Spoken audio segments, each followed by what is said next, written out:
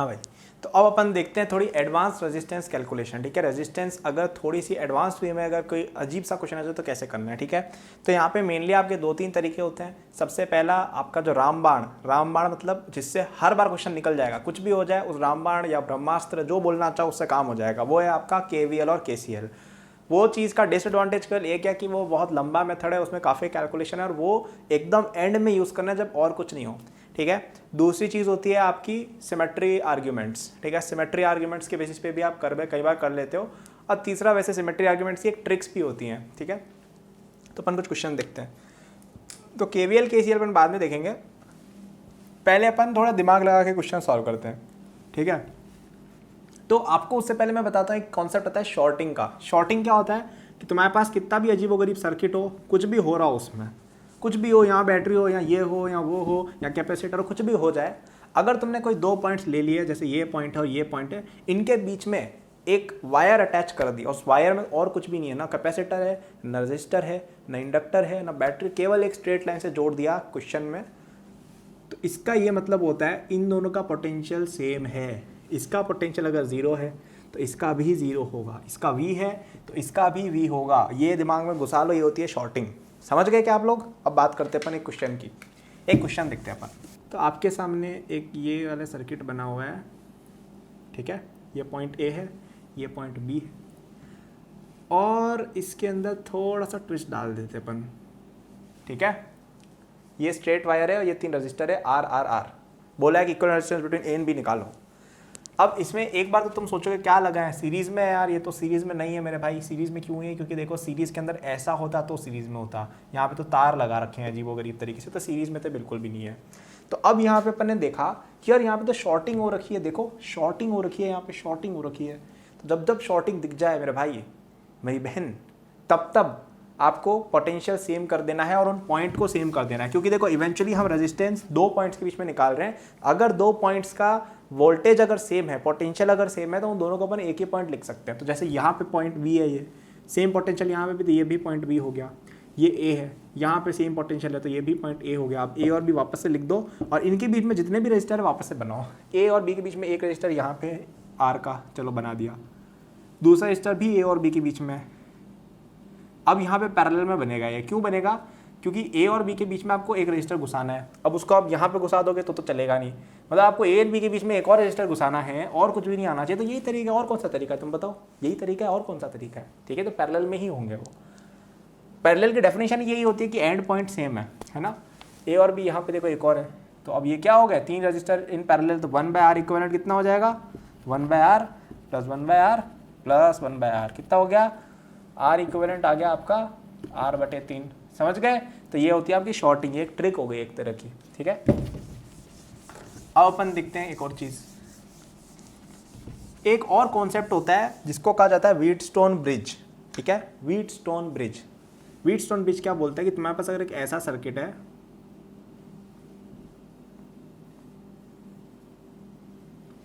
R1 R2 R3 R4 R5, ये point A है, ये पॉइंट B है। बोलेंगे A और B के बीच में इक्विवेलेंट रेजिस्टेंस निकालो। अब तुम फंस गए, ये क्या है, ये कौन सी चीज़ आ गई भाई? मैंने तो कभी सुनी नहीं ऐसी चीज़ है, मैं पैरेलल है, ना सीरीज है, ना शॉर्टिंग हो रही है इसमें, ना कोई ट्रिक लग रही है, क्या करें? तो बताते क्या करना है। तो यार यहाँ पे अभी हर केस में क्वेश्चन सॉल्व नहीं होगा, ये क्वेश्चन सॉल्व होगा रामबाण तरीके से। तो रामबाण तरीका इस क्वेश्चन पे जब लगाया गया, ठीक है, जो आपको मैं होमवर्क दूंगा, जो आपको इस वीडियो के एंड में करना है। अगर आप रामबाण तरीका पढ़ लेते हो इस वीडियो में, तो आप सॉल्व करके देखने की ये चीज़ क्यों हो रही है। तो रामबाण जब लोगों ने लगाया तो इन्होंने एक बात नोट की कि अगर ऐसा हो जाता है बाय चांस कि R1 इंटू R3 बराबर R2 इंटू R4 जैसे ही हो गया, मतलब ये ऑपोजिट वालों का मल्टीप्लिकेशन बराबर होना चाहिए। ये देखो, इनका मल्टीप्लिकेशन बराबर होना चाहिए। तो हम कह सकते हैं कि current through 5th register is 0, मतलब इसके बीच में कोई करंट फ्लो नहीं होगा। तो सर्किट दिमाग में रखेंगे एकदम कि ये दोनों के बीच में रेजिस्टेंस निकालनी है, इन दोनों का मल्टीप्लिकेशन अगर बराबर है तो यहाँ पे किसी तरह का करंट फ्लो नहीं होगा। तो आप क्या कर सकते हो, करंट फ्लो नहीं हो रहा है, इसका क्या मतलब है? इन दोनों का पोटेंशियल सेम है, क्योंकि डेल्टा V क्या होता है, इन दोनों के बीच में पोटेंशियल डिफरेंस कितना होगा? I इंटू R, I0 यानी V0, यानी इन दोनों पॉइंट्स के बीच में कोई पोटेंशियल डिफरेंस ही नहीं है, यानी कि इसको तार को आप हटा सकते हो। ये शॉर्टिंग ही हो गई एक तरह की। ठीक है, अब इस तार को हटा डालो। ठीक है, समझे मैं क्या कह रहा हूँ? सो मतलब करंट फ्लो नहीं हो रहा तो जबरदस्ती क्यों बना के रखना, हटा दो इसको, है ना। वैसे शॉर्टिंग नहीं हुई, वो शॉर्टिंग एक अलग चीज़ होती है, यहाँ पे तार हट जाएगा, आप ऐसा मान सकते हो, ठीक है, तार हटा दो बस। तो अब अपन एक क्वेश्चन देखते हैं इसके बेसिस पे, ठीक है, ये चीज़ दिमाग में रखनी है, बहुत काम आती है, व्हीटस्टोन ब्रिज पे दबा के क्वेश्चन आते हैं एकदम। अब आपके सामने क्वेश्चन आ गया, एक अच्छा सा क्वेश्चन दे दिया इन्होंने। क्या क्वेश्चन दे दिया, इस सर्किट की इक्वल रेजिस्टेंस निकाल के बताओ।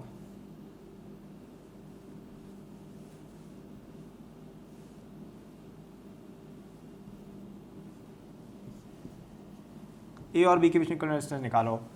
ओहो ये क्या आ गया, समझ ही नहीं आ रहा है, हैं पता ही नहीं चल रहा क्या है ये। सबकी रेजिस्टेंस आर है, कैपिटल आर, ठीक है, क्या करने बताओ, छोड़ देते हैं क्वेश्चन, है ना। नहीं, आपको क्या करना है, इसकी थोड़ी स्ट्रेचिंग करनी है, ये ट्रिक होती है, थोड़ा सा तोड़ मरोड़ के देखो। तो आपने यार ये देखा कि यार अगर तुम इसको देखो ना, ये वाली चीज़, इसको अगर अपन थोड़ा सा तोड़ मरोड़ के लिखे तो ऐसा बना हुआ है, ठीक है।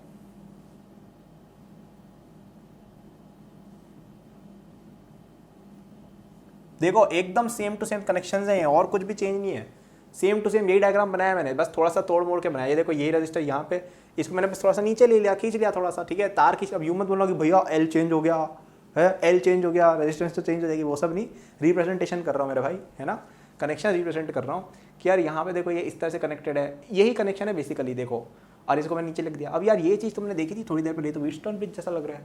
और यहाँ पे देखो ये आर, ये आर, ये आर, ये आर, तो this into this R square, this into this R square, ओहो ये तो बराबर है। बराबर है का मतलब क्या है, तार हटा दो, ये चीज़ तो ये हो गई। अब सिंपल हो गया कि नहीं हो गया क्वेश्चन। अब बताओ ये दोनों क्या है सीरीज में, ये दोनों क्या है सीरीज में, तो यहाँ पे क्या आ गया, आर प्लस आर, 2R, नीचे आ गया 2R एक और यहाँ पे एक आर तो था ही। आपके पास क्वेश्चन में क्या हो गया कि आपके पास 3 रजिस्टर पैरेलल में है, तो 1/R इक्विवेलेंट क्या हो जाएगा, 1/2R plus 1/2R plus 1/R। Are equivalent आप निकालोगे तो आ जाएगा 2/4R, R/2 आ जाएगा, ठीक है। ये डायरेक्ट आता है, इतनी की कैलकुलेशन की, समझ गए। तो ये भी एक बाण था अपना, क्या था ये, दिमाग वाला बाण, ठीक है। तो क्या क्या पढ़ लिया अपन ने अब तक, एक तो सीरीज पैरेलल कॉम्बिनेशन से रेजिस्टेंस निकलता है, दूसरा निकलता है शॉर्टिंग वगैरह के अंदर दिमाग चला के ट्रिक लगा के, तीसरा होता है व्हीटस्टोन ब्रिज, कई बार काम आ जाता है, ठीक है। ये कुछ आपके वो क्वेवर के अंदर एरोज हैं which you have to use during solving question. अब यार ये सब तो चलो होता रहता है। अब अपन देखते हैं एक रामबाण क्वेश्चन, ठीक है, रामबाण क्वेश्चन।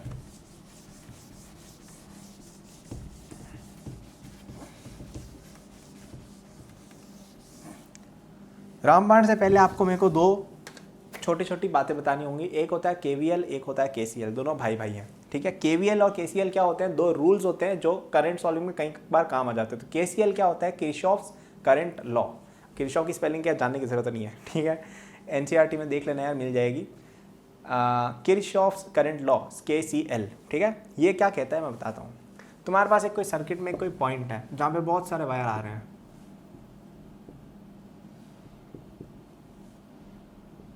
बहुत सारे करंट आए जा रहे हैं, ठीक है। तो इनकमिंग सारे करंट्स का जो सम होता है वो 0 होता है, ये बोलता है KVL, I1 plus I2 plus I3 plus I4 equal to 0।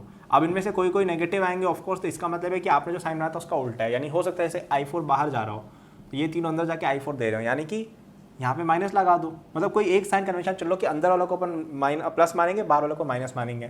तो ये अंदर आ रहे हैं तो तीनों प्लस ले लिया, बाकी माइनस ले लिया। तो ये एक रूल है। अब अपन अप्लाई करेंगे इसको, चिंता मत करो, ये क्वेश्चन करके बताऊंगा अप्लाई करके, ठीक है। ये होता है आपका KCL या करंट लॉ कहते हैं इसको, ठीक है। ये कहाँ से आया, ये law of conservation of charge से आया है बेसिकली। क्योंकि अगर ये 0 नहीं होता, इसका मतलब होता है कि यहाँ पे कोई नेट करंट आ रहा है इस पॉइंट पे, यानी कि dQ/dt है इस पॉइंट पे कोई। इसका क्या मतलब हो गया कि इस पॉइंट पे चार्ज का अक्यूमुलेशन हो रहा है, और चार्ज का अक्यूमुलेशन कभी हो नहीं सकता क्योंकि चार्ज कंजर्व्ड होता है, ठीक है। चार्ज नेट आप बना नहीं सकते, बिगाड़ नहीं सकते, प्लस बनाओगे तो माइनस कहीं ना कहीं बन रहा होगा, ठीक है। एक होता है KVL, किरचॉफ्स वोल्टेज लॉ। वो ये कहता है कि तुम्हारे पास एक अगड़म बगड़म कोई सा भी एक लूप हो करंट का, ठीक है, कुछ भी हो सर्किट में, कुछ भी हो तुम्हारे पास, इसके अंदर तुम अगर एक पॉइंट पे शुरू हो और वोल्टेज ड्रॉप्स या गेन्स का सम करो, वो हमेशा 0 आएगा। इसका क्या मतलब है, जैसे अपन R1 के अक्रॉस, जैसे यहाँ पे अपन यहाँ से शुरू करते हैं, वोल्टेज ड्रॉप नंबर 1 अपना इसके अक्रॉस होगा, ठीक है। तो इसके अक्रॉस अपनी वोल्टेज ड्रॉप होगी, कितनी ड्रॉप होगी, I × R। क्यों, इन दोनों के across potential difference I × R होना चाहिए अगर करंट इधर से इधर जा रहा है। High to low potential flow करता है करंट, यानी इधर हाई पोटेंशियल था, यहाँ लो पोटेंशियल था, दोनों का डिफरेंस कितना था I इंटू R1। तो I इंटू R1 अपना पोटेंशियल ड्रॉप हो गया यहाँ पे, ठीक है। अब अपन यहाँ से यहाँ आते हैं, देखो पोटेंशियल ड्रॉप वापस से हुआ, क्यों हुआ, क्योंकि बैटरी देखो यहाँ पे हाई वोल्टेज से लो वोल्टेज चले गए तो पोटेंशियल ड्रॉप हुआ है, तो प्लस करेंगे। फिर अपन यहाँ पे वापस गए, यहाँ पे देखो वापस आई करंट फ्लो हो रहा था, तो वापस यहाँ पे पोटेंशियल ड्रॉप होगा I इंटू R2 का, इनका सम होना चाहिए 0 क्योंकि अपन वापस इसी पॉइंट पे पहुँच गए, ठीक है। अब ये आपका ये याद करो, मैंने तुम्हें बताया था पैरेलल के अंदर और कैपेसिटर के अंदर भी कि बाद में तुम्हें KVL बताऊंगा, उससे आएगा। आप समझ आ रहा है।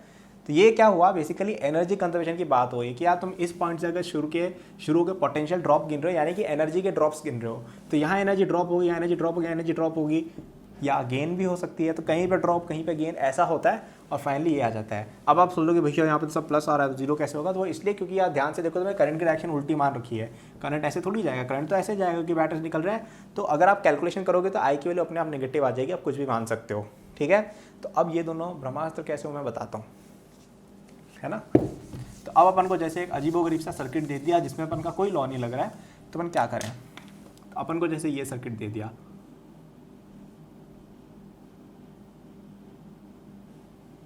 चलो ये ज़बरदस्ती का कॉम्प्लिकेशन हो गया, यहाँ पे जरूरत भी नहीं है चीज़, चलो यहाँ पर डाल देते, एक बैटरी डाल देते, ठीक है। ये थोड़ा कॉम्प्लेक्स क्वेश्चन हो गया, इसमें तुम्हें कुछ पता चल रहा है, यहाँ पे जैसे 10 वोल्ट की बैटरी है, ये 10 वोल्ट की बैटरी है, कुछ पता नहीं चल रहा है सीरीज पैरेलल, ये 5 ओम है और ये चलो 1 ओम, चलो 10 ओम कर दो इसको यार।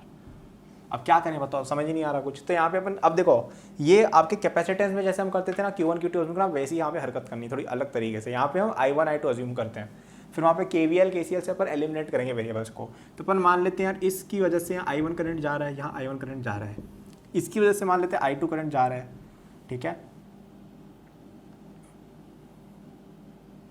ओह एक गड़बड़ है, पर चलो ठीक है।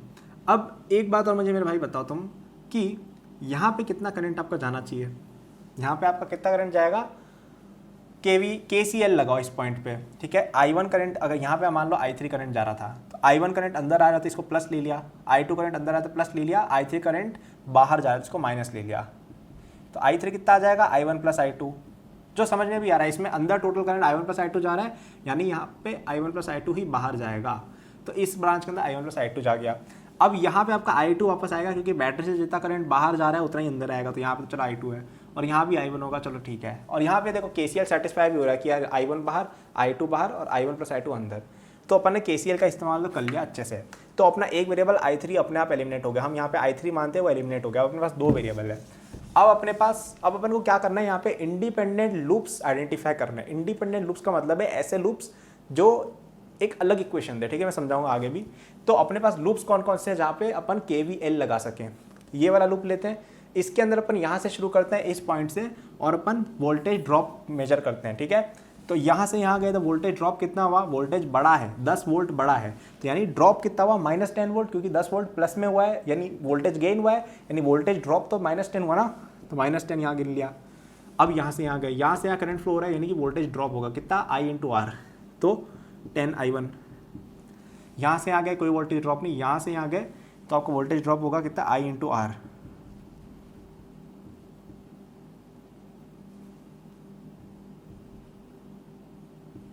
ठीक है। ये आपकी पहली क्वेश्चन बन गई I1 और I2 के अंदर। अब अपन इस लूप को देखते हैं। अब यहाँ पे तुम ये वाला लूप भी ले सकते हो, कोई दिक्कत नहीं है, ये वाला भी ले सकते हो, बस एक सेपरेट ब्रांच होनी चाहिए। ऐसा नहीं कि तुमने वापस से वही लूप ले लिया, ठीक है, तो कुछ नहीं होगा।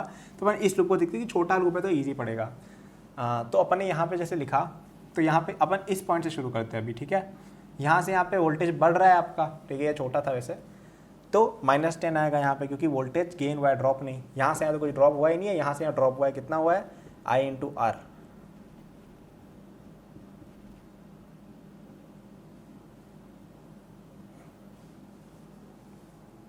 वैसे इसको सॉल्व करने पर आपका I1 की वैल्यू 0 आ रही है और I2 की वैल्यू +2 आ रही है, ठीक है। तो अगर आप इसको सॉल्व करोगे ना तो I1 की वैल्यू आ जाएगी 0, मुझे यहाँ पे दिख रहा है क्योंकि ये चीज़ यहाँ पे सेम टू सेम लिखी हुई है, तो ये 0 है तो I1 = 0 आ गया, और I2 कितना हो जाएगा आपका 2 एम्पेयर, ठीक है। तो यहाँ पे आप एक वंडरफुल चीज़ ऑब्जर्व करोगे कि इसके अलॉन्ग कोई करंट ही फ्लो नहीं हो रहा है। और ऐसा क्यों हो रहा है वो मैं बताता हूँ, क्योंकि यहाँ पे जो I1 प्लस, जैसे अपन इसको एक बार बना के देख लेते हैं, I2 की वैल्यू अगर 2 एम्पेयर हो गई ना, इसका क्या मतलब हुआ कि इसके अक्रॉस 10 वोल्ट का आपके ड्रॉप हो गया। तो ये अगर आपने 0 वोल्ट माना तो ये आपका 10 वोल्ट पे हो गया ये पॉइंट, ठीक है। अब ये भी 0 वोल्ट पे, ये 10 वोल्ट पे, यानी कि ये वाली चीज़ पूरी शॉर्ट ही हो गई, ठीक है, समझ रहे हो। इसके अक्रॉस कोई पोटेंशियल डिफरेंस ही नहीं है, तो इसलिए आपका I1 0 आ गया।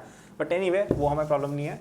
कैलकुलेशन वगैरह में तुम देख लेना, मैंने तुम्हें ये बताना था कि कैसे सॉल्व करना है। अब कुछ लोग बोलेंगे कि भैया अपन एक और लूप बना लेते हैं ना, ये वाला लूप और एक और इक्वेशन लिख देते, तो वो गलत हो जाएगा। क्यों?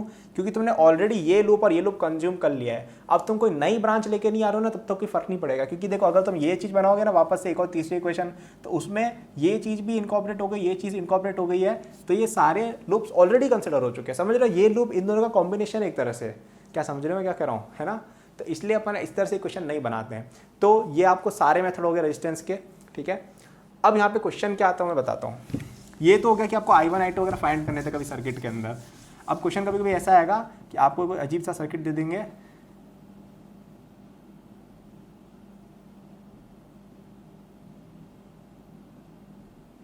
जैसे ये दे दिया, ठीक है। अब मुझे नहीं पता सीरीज पैरेलल है कि नहीं है, मोस्ट लाइकली नहीं होगा, वैसे है शायद, बट ठीक है वो तुम देख लेना जो भी होता है। आपको बोल देंगे इन दोनों पॉइंट्स के बीच में लगाओ, तो क्या करोगे, यहाँ पे बैटरी अटैच कर दो 10 वोल्ट की या 20 वोल्ट की, करंट पास कर दो और फाइनली I निकाल लो यहाँ पे, ठीक है। I1 I2 I3 कर लो जो भी है, और I निकाल लो, फिर V/I करके देख लो क्या आंसर आ रहा है, ठीक है। ये चीज़ मैं आपको एक होमवर्क की तरह दूंगा कि यार इसका निकाल के बताओ। जैसे R है, ये R है, ये R है, ये R है। वैसे ये चाहे सीरीज पैरेलल वगैरह सिमेट्री से हो जाए, बट मैं चाहता हूँ कि तुम लोग एक बार खुद से करो। यहाँ पे चलो यार, यहाँ पे भी तुम R डाल दो, ठीक है यहाँ पे भी R है, ये आपका सर्किट है। तो कुछ भी नहीं करेंगे, यहाँ 20 वोल्ट की बैटरी अपन मान लेते हैं और यहाँ पर ने करंट I पास कर लिया, ठीक है। फिर अपन क्या करेंगे, यहाँ पे अपन ने I1 मान लिया, यहाँ कितना हो जाएगा I - I1, यहाँ I2 मान लो, तो यहाँ कितना हो जाएगा I - I1 - I2, यहाँ पे उतना ही जाएगा। और यहाँ पे तो मान लो I3 जा रहा है, तो यहाँ I - I3 जा रहा है, ठीक है। फिर वो सब कंबाइन होगा, तो यहाँ पे अपने पास 4 वेरिएबल हो गए, I1 I2 I3, ठीक है, 4, ठीक है। I1 I2 I3 लूप्स कौन कौन से लेंगे, एक ये लूप हो गया, एक ये लूप हो गया, एक ये लूप हो गया और एक ये लूप हो गया, ठीक है। तो पहले इन तीनों लूप्स को यूज करेंगे और अपन I1 I2 I3 में से 3 को एलिमिनेट कर देंगे। फिर अपने पास केवल I1 और I में इक्वेशन बचेगी और अपन क्या करेंगे कि इस लूप में लगा देंगे। अब इस लूप के अंदर भी आपका केवल I और I1 आ रहा है और उधर एक और चीज़ आ रही है, बट उसको अपन I और I1 के फॉर्म में लिख देंगे और फिर इसमें अपन KVL निकाल के V = समथिंग इंटू I कर देंगे अपन। तो ये जो समथिंग बचेगा वो आपका रेजिस्टेंस हो जाएगा, ठीक है। ये चीज़ मैं सॉल्व नहीं कर रहा हूँ क्योंकि मैं चाहता हूँ आप करो, बेसिक तरीका मैंने बता दिया है, ठीक है। तो अपन ने यहाँ पे अब रेजिस्टेंस को सॉल्व करने के सारे तरीके देख लिए हैं, ठीक है। क्या क्या देख लिया अपन ने, सीरीज पैरेलल देख लिया पिछली वीडियो में अपन ने, उसके बाद थोड़े कॉम्प्लेक्स मेथड्स पे गए, कॉम्प्लेक्स मेथड में सिमेट्री आर्गुमेंट्स यूज़ किया अपन ने, व्हीटस्टोन ब्रिज देखा, समझदारी और स्ट्रेचिंग वगैरह देखा, ठीक है। इसके बाद अपन ने देखा कि ब्रह्मास्त्र, ठीक है, ब्रह्मास्त्र क्या है, KVL KCL, ठीक है, उस पर क्वेश्चन भी किया और ये मैंने एक एग्जांपल तुम्हें दिया है। तुम्हें इसके बारे में और अच्छे से पढ़ना हो तो एक बहुत अच्छा रिसोर्स HC वर्मा है। HC वर्मा के अंदर जो सॉल्व एग्जांपल्स है ना, बहुत मज़ेदार क्वेश्चन एकदम डाल रखे हैं। बहुत सारे क्वेश्चन में उन्होंने इक्विवेलेंट रेजिस्टेंस निकाल के बता रखी है, बहुत मज़ा आएगा, बहुत अच्छा लगेगा। प्लीज़ देख लेना, प्लीज़ देखना, उनको करना ही करना है, ठीक है, बहुत अच्छी चीज़ है, ठीक है। तो अब अपन देखने वाले हैं नेक्स्ट वीडियो के अंदर एक तो रिफ्ट वेलोसिटी, और अगर वीडियो में टाइम बचा तो अपन कैपेसिटेंस देखेंगे, वरना उसको अपन कैपेसिटेंस प्लस रेजिस्टेंस का कॉम्बिनेशन, वरना अपन उसको अगली वीडियो में शिफ्ट कर देंगे। So thank you for watching this video till the end. I am sure that you enjoyed it. यदि आप अपनी पूरी जेई प्रिपरेशन मेरे साथ करना चाहते हैं तो आपको डिस्क्रिप्शन में मेरे जेई के फुल कोर्स का लिंक मिल जाएगा। इस कोर्स में आपको जो यूट्यूब पे मेरे लेक्चर्स और प्रॉब्लम सॉल्विंग के वीडियोस मिलते हैं उसके कंपेयर में बहुत ज़्यादा कंटेंट है, एंड आपको यहाँ पे practice sheet with solution, test series with solution दी मिलती है। It's a complete solution, you can rely on it. आप यदि किसी कोचिंग जाते हैं या अगर आप सेल्फ स्टडी करते हैं, in both cases it will be very useful, so do check it out, okay. इसके अलावा मेरे जेई के फ्री नोट्स भी डिस्क्रिप्शन में लिंक्ड है, एंड डिस्क्रिप्शन में और भी मैंने बहुत सारे रिसोर्सेज फॉर स्टूडेंट्स डाले हुए हैं, जैसे the books that I recommend, my social media and my newsletter in case you want more content or if you want to approach me with any doubts or suggestion. Notes हैं NEET के students के लिए, college students के लिए, startup enthusiast के लिए भी, olympiad enthusiast के लिए भी कोर्सेज हैं, तो चेक जरूर कर लीजिएगा डिस्क्रिप्शन, आपको काफ़ी यूजफुल रिसोर्सेज वहाँ मिलेंगे। Thank for watching, like subscribe कर लीजिएगा for more such videos. Good luck.